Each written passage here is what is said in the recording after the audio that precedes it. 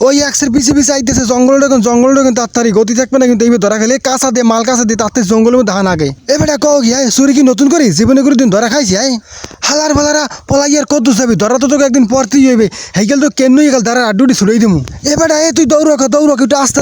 আস্তে যা ধরা খালে কিন্তু মানুষ সব সাগর হয়ে যাবে মালটু ব্যস্ত হলে 15,000 টাকা পকেট মানি হইবে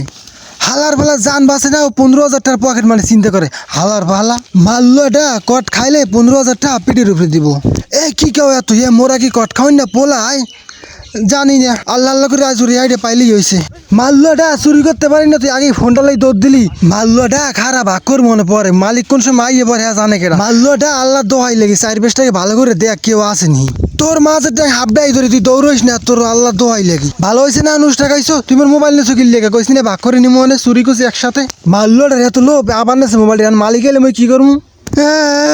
চুরি করছি দুজন কপালে মোর মাল্লটা হালার ফলে তোর মোবাইল নিয়ে ভাগছে বাংলা কথা বোঝেন না মোবাইল নিয়ে ভাগছে আমি একটু শান্তিতে এনে বন আগে বন বন বন বন ভাই